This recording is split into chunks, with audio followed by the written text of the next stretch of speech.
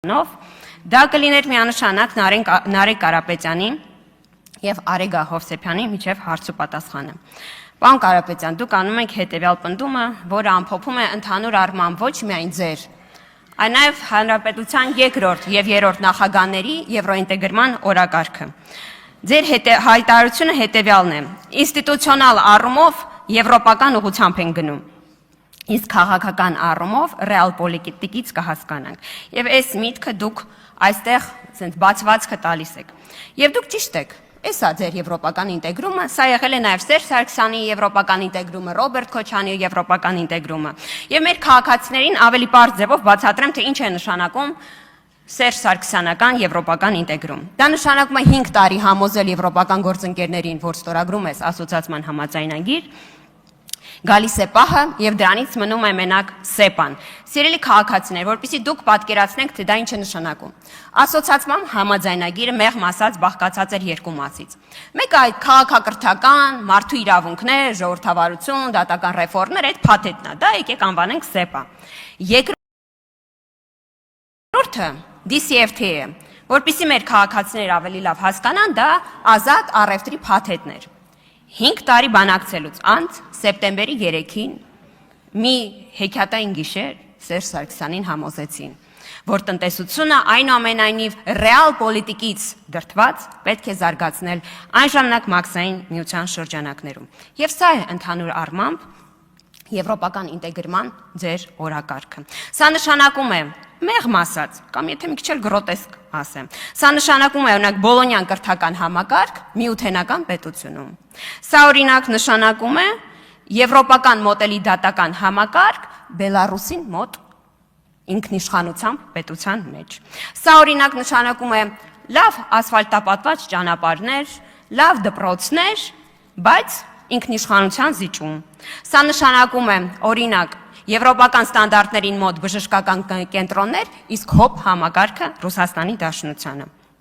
Սա է ձեր պատկերացրած եվրոպական ինտեգրումը։ Եվ երբ ես հարց էի տալիս Տիկին Հովսեփյանին, որին նա այդպես էլ չպատասխանեց, ով է հիբրիդը, այս հարցը շատ հստակ նպատակ ունի։ Պետք է արձանագրել, թե ինչի դիմաց է Ռուսաստանի Դաշնության նախագահան քաղաքական աջակցություն հայտարարել, որին հետևել են տնտեսական գործիքակազմի ողջ կիրառումը։ Այդ ինչ եք դուք խոստացել Ռուսաստանի Դաշնության նախագահին, որի համար այս պահին պատժվում է մեր գյուղացին։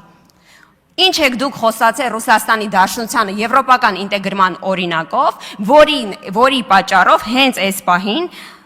տուժում են Հայաստանի Հանրապետության ամենահասարակ քաղաքացիներ, որոնք իրենց ամենօրյա գործով փորձում են ապահովել իրենց ապրուստը։ Դուք պետք է վերջո պատասխանեք, այդ ինչի դիմաց է, որ Հայաստանի Հանրապետության նկատմամբ տարվել է հիբրիդային պատերազմ։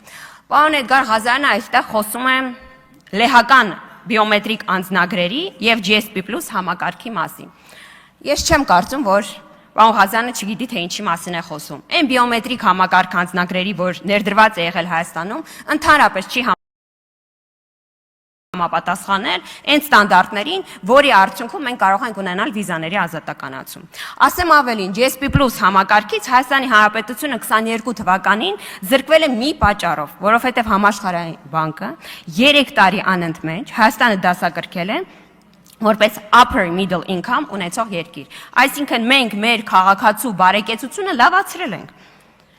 Շատ կարևոր է խոսելիս եվրոպական ինտեգրման գործընթացի մասին եւ առհասարակ Եվրոմիության մասին չմոռանալ այն հսկայական աջակցության փաթեթը, որ տալիս է Եվրոմիությունը։ Ժողովուրդ, Եվրոմիությունը Հայաստանի Հանրապետության համար 1 դոնորն է։ Տիկին Գրիգորյան, դուք չգիտեք ինչ է անում։ Օրինակ Սյունիքում, Թիմ Սյունիքը դուք չգիտեք ինչ ներդրումներ են անում։ Դուք գիտեք Սյունիքում ինչ ծրագրեր է իրականացնում ԵՄ-ն։ Դուք գիտեք ԵՄ-ի կողմից Հայաստանի տրամադրված գրեթե 1 միլիարդը, որը բանկերի, կենտրոնական բանկի եւ էկոնոմիկայի նախարարության միջոցով տրվել է Հայաստանին իր զորեղությունը մեծացնելու համար, որպեսզի մեր ապրանքները արտահանվեն Եվրոպական միություն։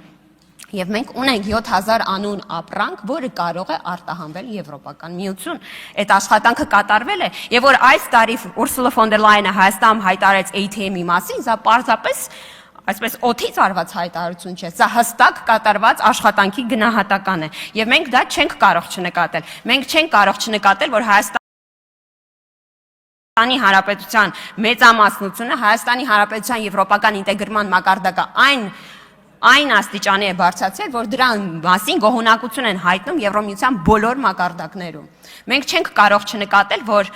գործընկերության նոր ծրագիր կա, որտեղ որ առաջին անգամ ոլորտներից անդին քննարկվել է նաև էներգետիկ ոլորտը, եւ դա մեծ առաջընթաց է։ Այստեղ ես նկատում եմ, որ Թուրքիան փորձում է ներկայացնել որպես զուտ տարածքային մեզ հարևան պետություն, բայց մենք չենք կարող այս խոսակցությունից դուրս թողնել, որ այո, Թուրքիան Մաքսային միության կարևոր անդամ է, Եվրոպական Մաքսային միության, եւ մեզ համար շատ կարևոր է, որպեսզի Թուրքիան բացի իր սահմանը Հայաստանի Հանրապետության հետ, որովհետեւ սա շատ մեծ առաջընթաց է նաեւ Հայաստան-ԵՄ հարաբերություններում, եւ որ մենք թեքվում ենք մեզնից տեսնում ենք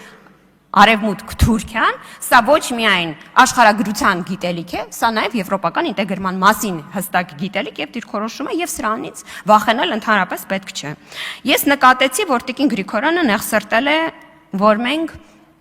Տիկին Հովսեփյանին հարցեր ենք տալի Լեռնային Ղարաբաղի մասին։ Նախ պետք չէ զարմանալ, որ մենք այն անվանում ենք Լեռնային Ղարաբաղ, որովհետեւ Սամվել Շահրամանյանը լուծարել է Լեռնային Ղարաբաղը։ Սամվել Շահրամանյանի հայտարարությունում նա չի լուծարում Արցախը, լուծարում է Լեռնային Ղարաբաղը եւ ստեղ նեղվելու բան չկա, այո։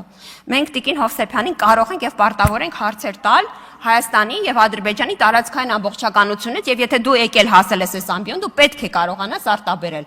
որ Լեռնային Ղարաբաղը Հայաստանի Հանրապետության մաս չէ։ Եվ սա արձանագրել է առաջին անգամ ոչ թե ԿՊ-ն, սա Ալմաթիով արձանագրված է։ Սա եթե կուզեիք Տիկին Հովսեփյան ձեր դիմաց նստած Նարեկ Կարապետյանի հոր օրոք 2010 թվականին, այո, հայտնի վարչատարածքային բաժանման մասին օրենքով արձանագրված փաստ է, ասում է Սյունիքից այն կողմ ինչ է գտնվում եւ չի գտնվել այնտեղ Արցախ, Լեռնային Ղարաբաղ չեն գտնվել։ Սա 2010 թվականին ամեն դեպքում դուք սիրում եք օրենք ցիտել, եկեք ձեր կարծիքը հայտնեք նաեւ այս օրենքի վերաբերյալ։ Տիկին Գրիգորյան, ձեր օրինակ կուսակցական գործընկեր Լիլիթ Գալստյանը հաճախ մեզ գալիս բոլշևիկ է անվանում։ Ասում է բոլշևիկների պես հարձակվել եք եկեղեցու վրա, դա ռուսներին նկատի ունի, որտեղ դուք ասում եք Ռուսաստանը վերանվանելու ձևեր ենք գտել, հիմա գուցե Լիլիթ Գալստյանը դասեր տա ձեզ այս մասի ռուսներին նկատի ունեք։ Շատ լավ։ Մտած կարող ֆրանսիացի բոլշևիկների մասին էր խոսում։ Հարգելի գործընկերներ, այն ինչ որ մենք լսեցինք երեկ եւ այսօր հստակ է, որ ուժեղ Հայաստանի դիրքորոշումը եվրոպական ինտեգրման վերաբերյալ ընդհանրապես չի տարբերվում Սերժ Սարգսյանի պատկերացումից։ 5 տարի բանակցել մի բանի մասին, անել լրիվ այլ բանը։ Խոսել եվրոպական արժեքների մասին, իսկ հողի վրա համագործակցել տարածաշրջանային եկեք ավելի հստակ ասենք Ռուսաստանի հետ, ասել ժողովրդավարական ինստիտուտները ԵՄ-ի հետ, հոպը Ռուսաստանին, օրինակ դիվերսիֆիկացնել գազից ներկրող պետությունները, միաժամանակ գազի խողովակները տալ Ռուսաստանից։ Սա այն ամենն է, ինչ պետք է իմանալ ուժեղ Հայաստան դաշինքի կողմից առաջարկված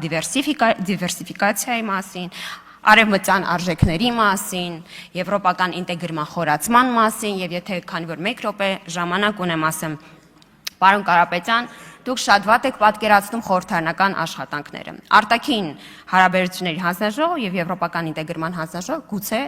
արել է քիչ քանակությամբ նիստեր։ Նիստերը հրավիրվում են հստակ օրակարգով օրենքի նախագծեր քննարկման։ Բայց օրինակ կա ՍԵՊԱ-ի կիրարկումն ապահովող միջգերատեսչական հանձնաժողով, որի նիստերին մասնակցում ենք։ Կան մի շարք